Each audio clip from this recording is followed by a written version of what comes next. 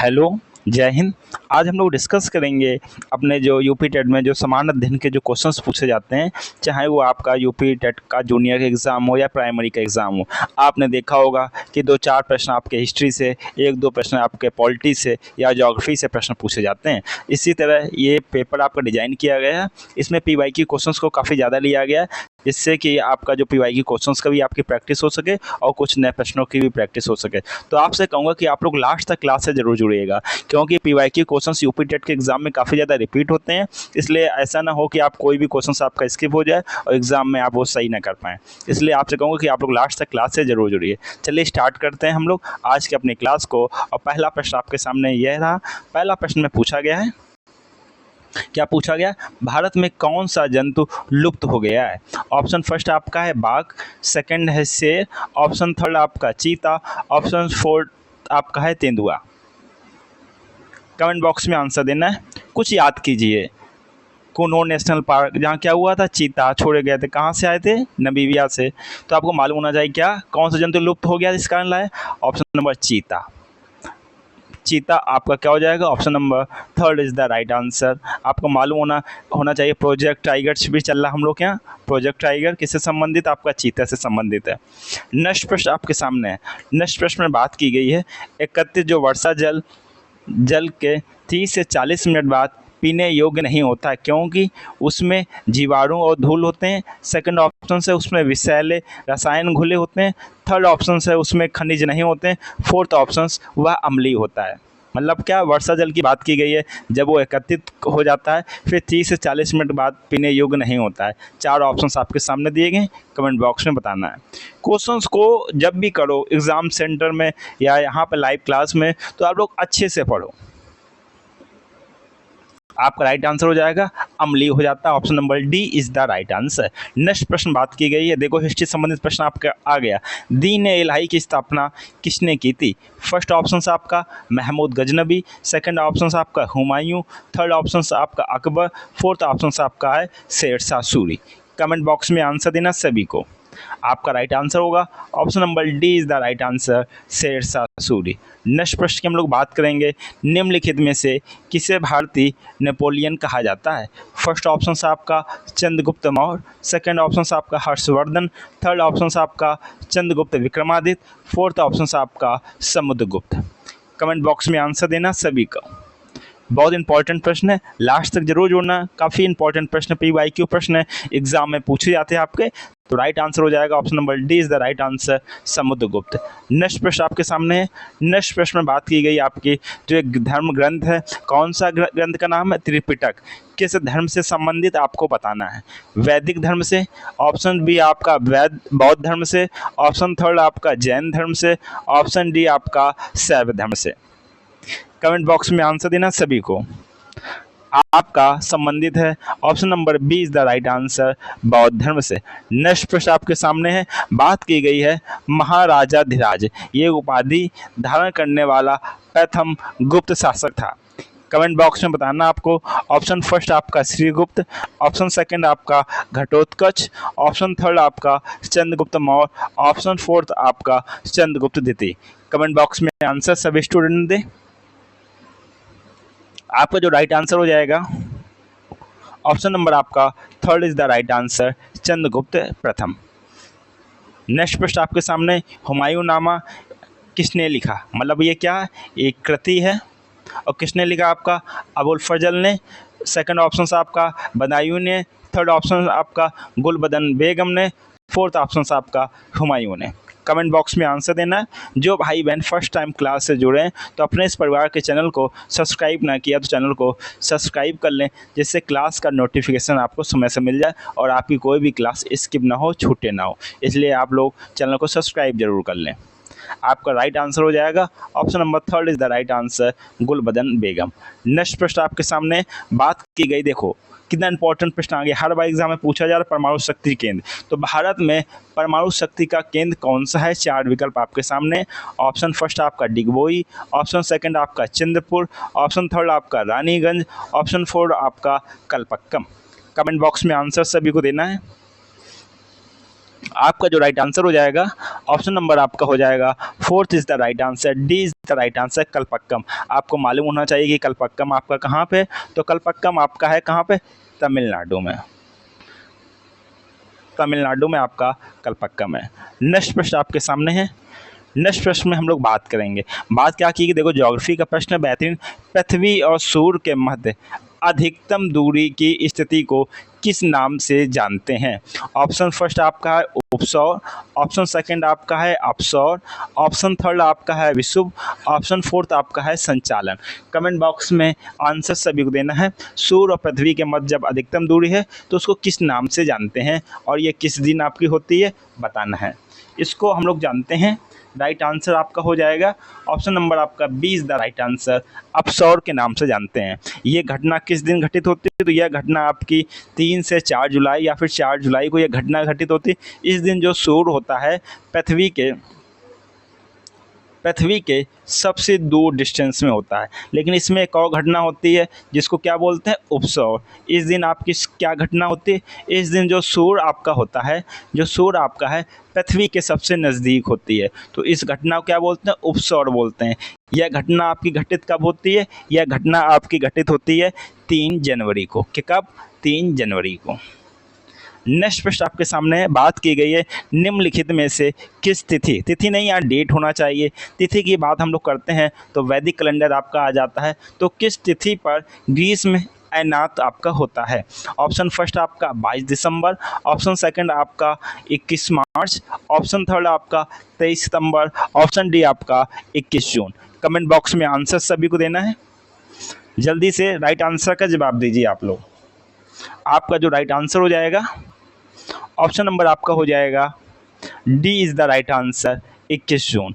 Next प्रश्न आपके सामने, बात की गई है पर्वत से संबंधित, तो बताना निम्नलिखित में से पर्वत प्रकारों में से कौन सा आपका भ्रंश द्वारा उत्पन्न होता है। भ्रंश आपको मालूम होना चाहिए, 2 पर्वत होते हैं, बीच का जो धसा मतलब नीचे धस जाता है तो उससे पर्वत का जो निर्माण होता है तो उसको क्या बोलते हैं, भ्रंश पर्वत कहते हैं। तो कौन सा आपका पर्वत, आपका वलित पर्वत है, सेकंड आपका ज्वालामुखी पर्वत है, थर्ड आपका गुमदागा पर्वत है, फोर्थ आपका अवरोधी पर्वत। मतलब क्या, ये 2 पर्वत हैं, ये दोनों आप धस जाते हैं तो बीच में एक पर्वत हो जाता है भ्रंश पर्वत। तो आपका राइट आंसर हो जाएगा option number D is the right answer, अवरोधी पर्वत के नाम से जानते हैं। नेक्स्ट प्रश्न आपके सामने, निम्नलिखित देशों में से किस में मयान ज्वालामुखी पर्वत स्थित है। क्या, काफ़ी इंपॉर्टेंट एग्जाम में ये क्वेश्चन काफ़ी ज़्यादा रिपीट हुआ है। आपका संयुक्त राज्य अमेरिका में, सेकंड ऑप्शन आपका फिलीपींस में, थर्ड ऑप्शन आपका चिली में, फोर्थ ऑप्शन आपका जापान में। कमेंट बॉक्स में आंसर दें सभी स्टूडेंट। आपका राइट आंसर हो जाएगा option number B is the right answer, Philippines में। नेक्स्ट प्रश्न आपके सामने है।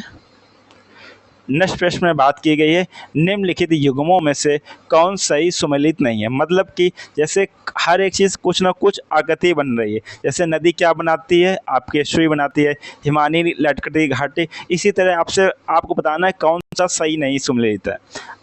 फर्स्ट ऑप्शन से आपका है नदी एस्चुरी बनाती है, सेकंड आपका हिमानी के द्वारा लटकती घाटी बनती है, भूमिगत जल के द्वारा आपका नुनाटक बनता है, पवन द्वारा आपका यारडंग बनता है। कमेंट बॉक्स में आंसर देना सभी को। बेहतरीन प्रश्न है, आपको प्रश्न समझना भी आना चाहिए, प्रश्न देखने से ज़रूरी कि ये किससे कौन से निर्मित हो रहे। आप लोग एस्चुरी नदी देखेंगे, इसलिए प्रश्न को समझना भी काफ़ी ज़्यादा जरूरी हो जाता है। आपका जो राइट आंसर हो जाएगा option number third is the right answer, भूमिगत जल के द्वारा ये नुनाटक नहीं बनता है। बिल्कुल गलत है, बाद बाकी आपके तीनों स्टेटमेंट आपके बिल्कुल सही है। नेक्स्ट प्रश्न आपके सामने है, आपसे पूछ लिया गया है बिजली चमक एवं मेघ गर्जन विशेषताएं किसकी हैं, कौन से मंडल की हैं।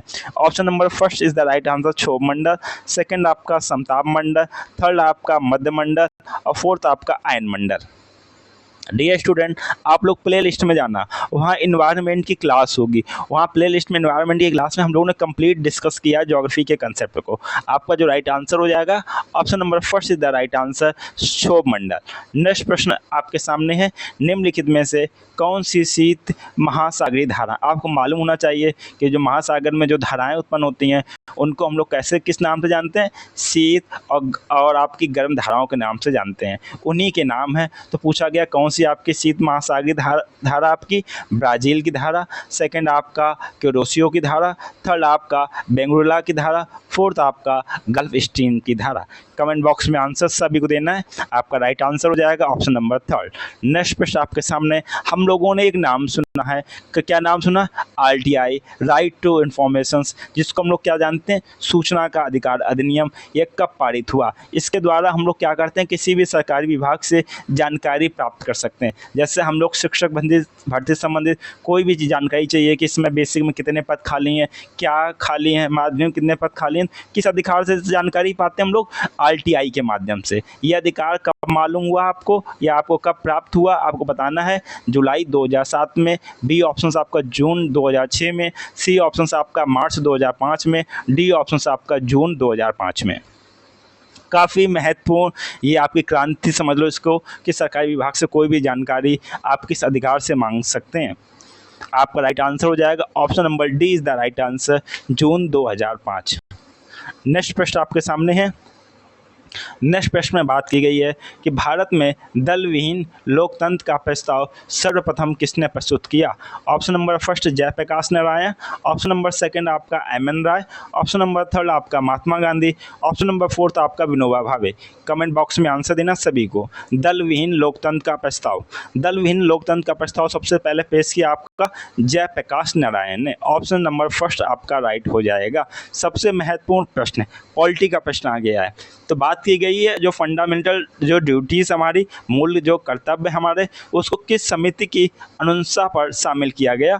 ऑप्शन फर्स्ट आपका कर्ण सिंह समिति, ऑप्शन सेकंड आपका कृपलानी समिति, ऑप्शन थर्ड आपका स्वर्ण सिंह समिति, ऑप्शन फोर्थ आपका अशोक मेहता समिति। कमेंट बॉक्स में आंसर देना है। आपका जो राइट आंसर हो जाएगा कि जो मूल कर्तव्य हमारे हैं, तो आप किसकी समिति पे? आपका ऑप्शन नंबर सी हो जाएगा राइट आंसर, स्वर्ण सिंह समिति। नेक्स्ट प्रश्न आपके सामने, आपको कमेंट बॉक्स में आंसर बताना है। वित्त आयोग, वित्त आयोग की हम लोग बात करते हैं कि गठन का प्रावधान भारतीय संविधान के किस अनुच्छेद में है? Article 280, B option article 270, C option article 380, D option article 180। मतलब कि आपको कंफ्यूज किया गया है, बताना राइट आंसर।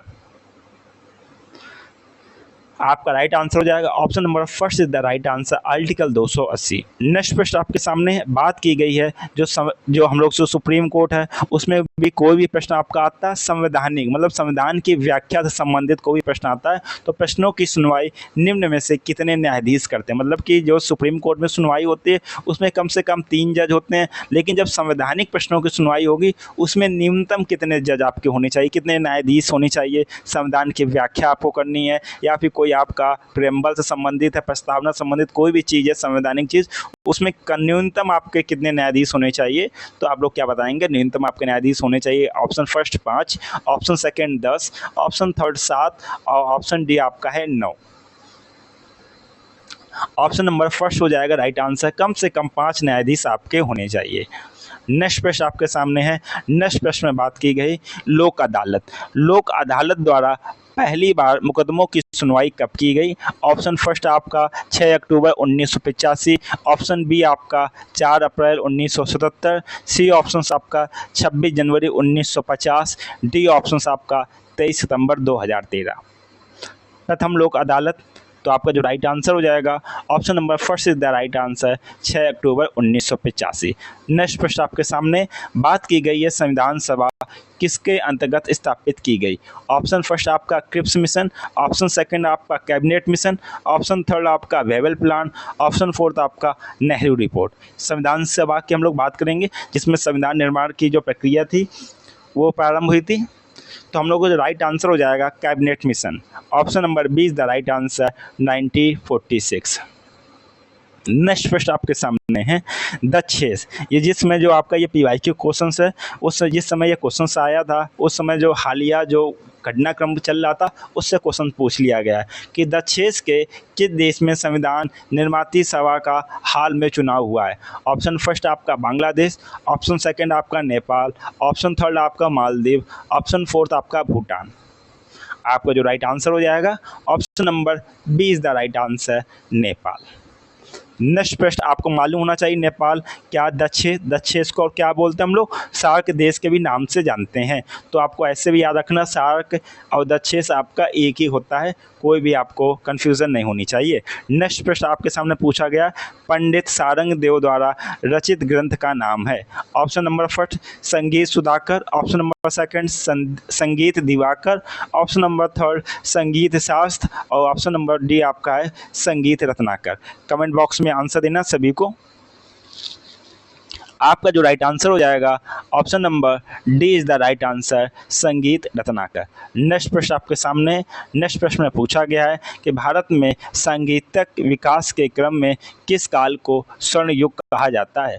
ऑप्शन फर्स्ट मध्यकाल को, ऑप्शन सेकंड प्राचीन काल को, ऑप्शन थर्ड ब्रिटिश काल को, ऑप्शन डी आपका आधुनिक काल को। कमेंट बॉक्स में आंसर सभी को बताना है, कौन सा प्रश्न आपका राइट हो जाएगा।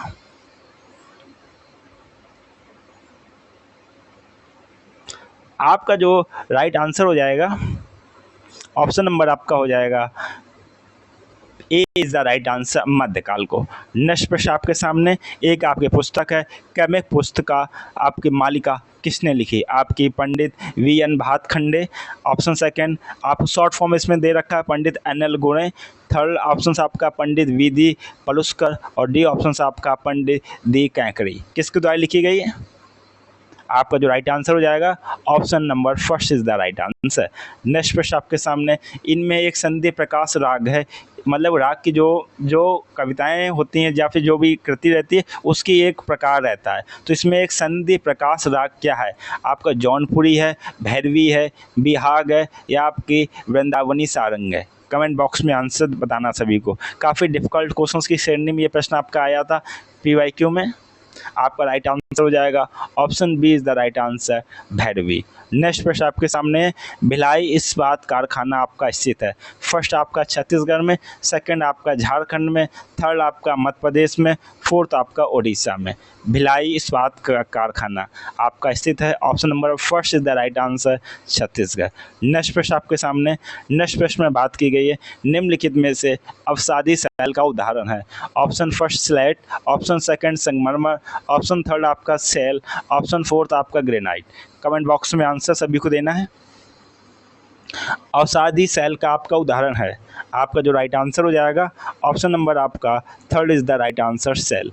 नेक्स्ट प्रश्न आपके सामने, बात की गई पुच्छल तारे की पूंछ की दिशा सदैव आपकी होती है, सूर्य की ओर, ऑप्शन नंबर सेकंड सूर्य से दूर, ऑप्शन नंबर थर्ड उत्तर पूर्व की ओर, ऑप्शन नंबर डी दक्षिण पूर्व की ओर। पुच्छल तारा सबसे पहले एक इंपॉर्टेंट प्रश्न है, आपका ध्रुव तारा, ध्रुव तारे की दिशा आपकी हमेशा क्या होती है, आपकी हमेशा उत्तर की ओर आपकी होती है। तो एग्ज़ाम में पूछा गया है, तो यहाँ प्रश्न आया तो बता दिया, आपका ध्रुव तारा आपका, जिसको हम लोग पोल स्टार के भी नाम से जानते हैं, ध्रुव तारा, दिशा इसकी हमेशा उत्तर की ओर। पुच्छल तारे की जो पूंछ की दिशा होती है हमेशा सूर्य से दूर होती है, ऑप्शन बी आपका राइट हो जाएगा। नेक्स्ट प्रश्न आपसे पूछा गया कि निम्नलिखित में से कौन सा भ्रंश से संबंधित है।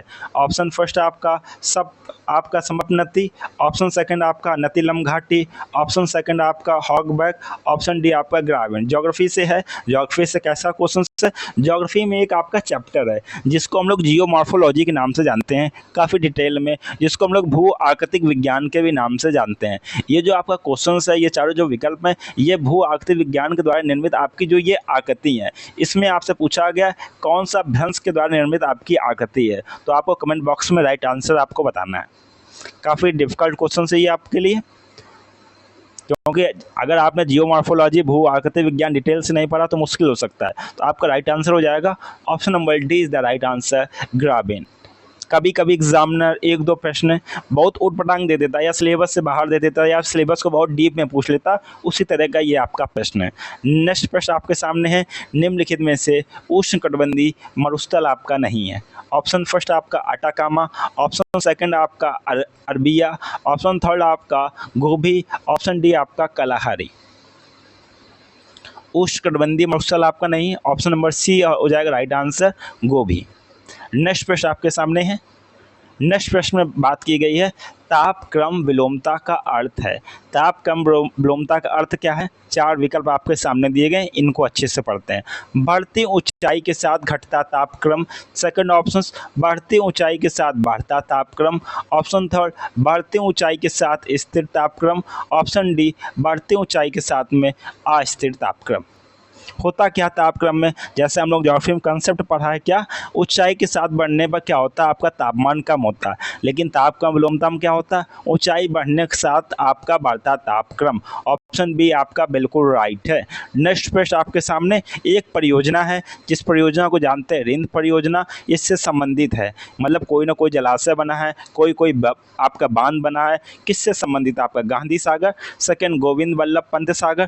Third option, Jawahar Sagar. D option से आपका गोविंद सागर। आपका राइट आंसर हो जाएगा option number B is the right answer. Next प्रश्न आपके सामने, एक दर्रे की बात की गई है। दर्रा क्या होता है? पहाड़ों के बीच में एक सकरा सा रास्ता होता है, उसको दर्रा कहते हैं। तो आपको बताना है कि शिप्ला दर्रा आपका है प्रसिद्ध पर्वतीय दर्रा आपका कहाँ पर स्थित है, कौन से राज्य में आपका स्थित है। ऑप्शन फर्स्ट आपका Jammu Kashmir. Option second Uttarakhand. Option third Sikkim. Option fourth आपका हिमाचल प्रदेश। शिप्ला दर्रा राइट आंसर हो जाएगा option number D is the right answer, Himachal Pradesh. Next प्रश्न आपके सामने, बात की गई सामाजिक अध्ययन के अध्यापक को विषय वस्तु के साथ साथ ज्ञात होना चाहिए या फिर ज्ञान होना चाहिए। शिक्षा के उद्देश्यों का, सेकंड शिक्षण विधियों का, थर्ड शिक्षण तकनीक का, फोर्थ उपयुक्त में से कोई नहीं। राइट आंसर का जवाब दीजिए। आपका राइट आंसर हो जाएगा शिक्षण विधियों का। अगर कोई भी टीचर, उसको ज्ञान है लेकिन उसको विधि ही नहीं मालूम है कि हमको सरल से कठिन पढ़ाना है, कि पहले ही कठिन पढ़ा देना फिर सरल की ओर जाना है, तो क्या मतलब हो जाएगा पढ़ाने का? तो सबसे पहले उसको शिक्षण विधियों का भी ज्ञान होना चाहिए। नेक्स्ट प्रश्न आपके सामने है। नेक्स्ट प्रश्न में बात की गई आपकी जो भूगोल ज्योग्राफी का भूगोल शिक्षण हेतु सर्वाधिक उपयोगी सहायक सामग्री आपकी है। कैलेंडर है, मानचित्र है, फ्लैश कार्ड है, या फिर आपका बैरोमीटर है। राइट आंसर, मतलब भूगोल का जो टीचर रहेगा उसके पास में मानचित्र होना चाहिए।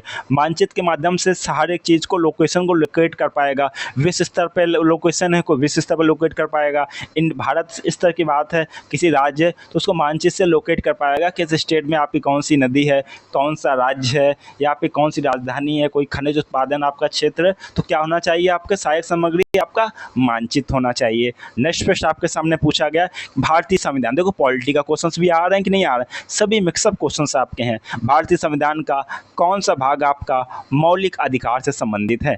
ऑप्शन भाग फर्स्ट आपका, सेकंड आपका भाग सेकंड, सी ऑप्शन भाग थर्ड, और डी ऑप्शन आपका भाग 4। कमेंट बॉक्स में आंसर देना है।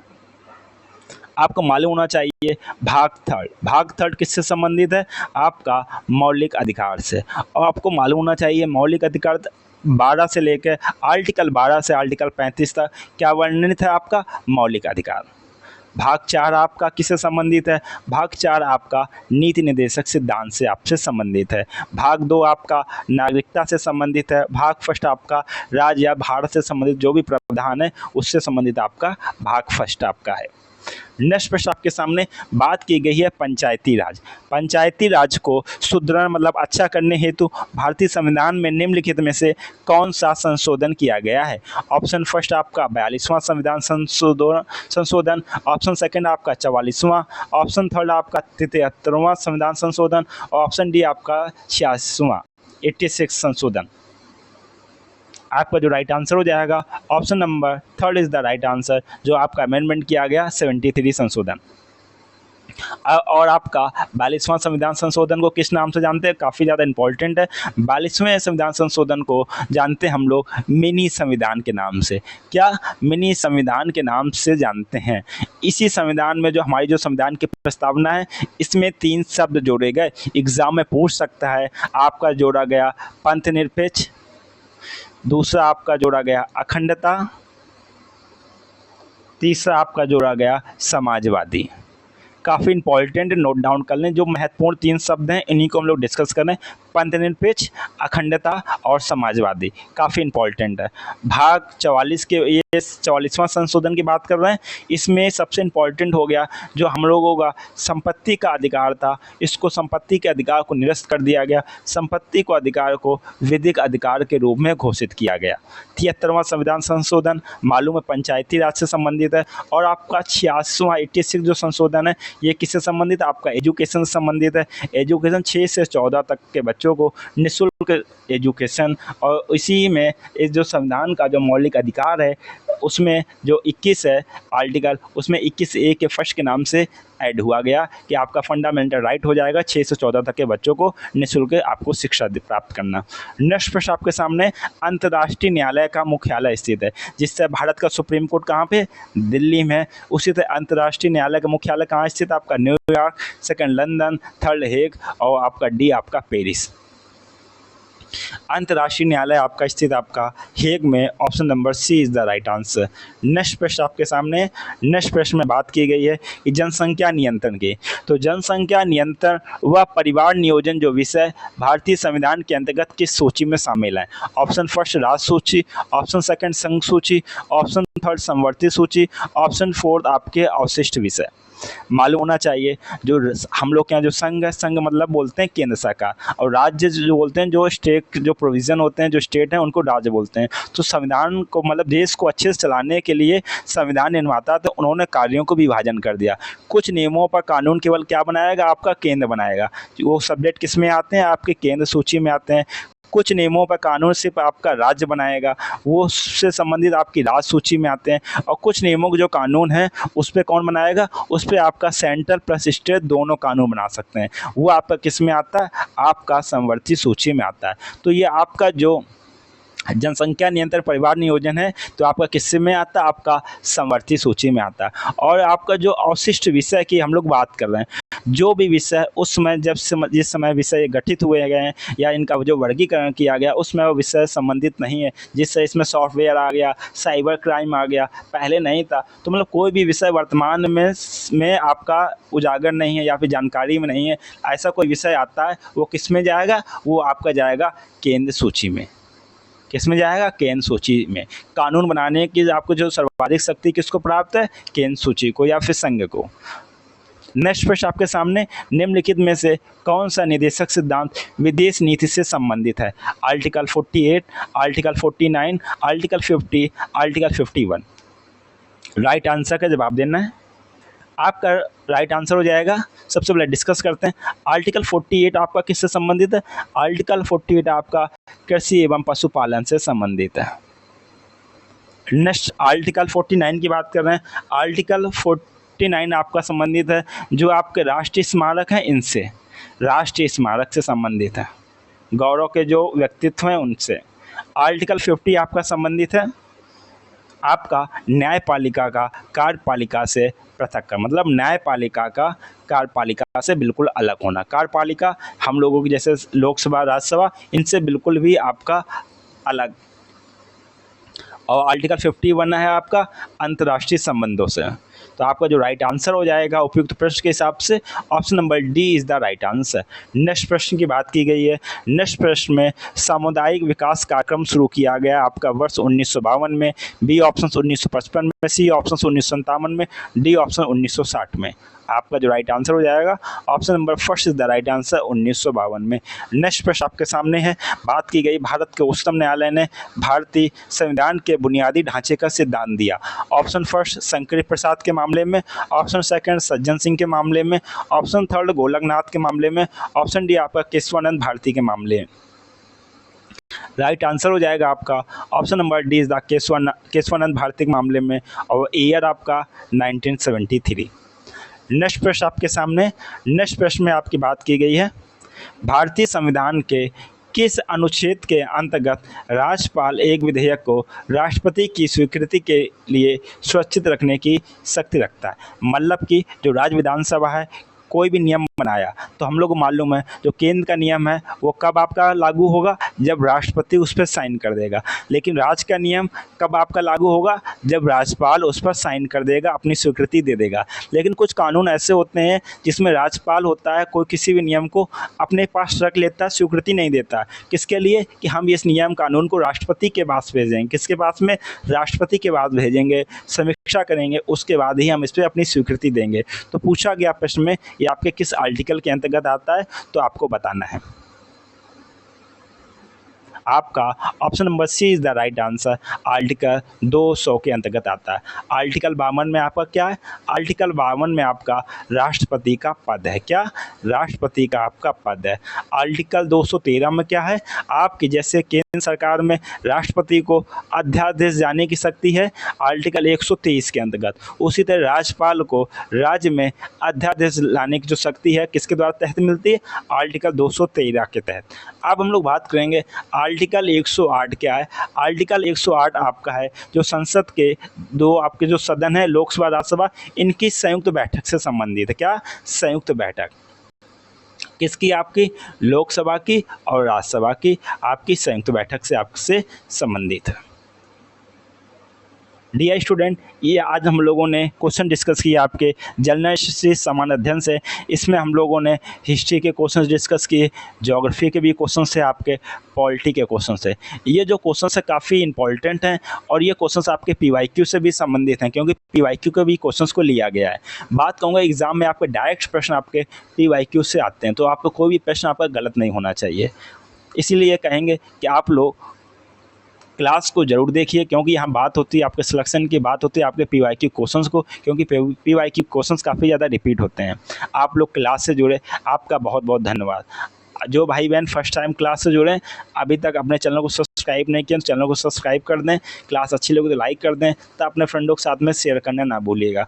और आपसे कह रहा हूँ कि आप प्लेलिस्ट में जाना, इन्वायरमेंट की प्लेलिस्ट है, काफ़ी अच्छी प्लेलिस्ट है। उसमें वीडियोस आपकी 3 से 4 आपकी क्लासेस हैं, उनको क्लासेस को देख लीजिए। आपका कोई भी पॉइंट, आपका जो जनरल प्रश्न आपका आता है GS से संबंधित, आपका गलत नहीं होगा।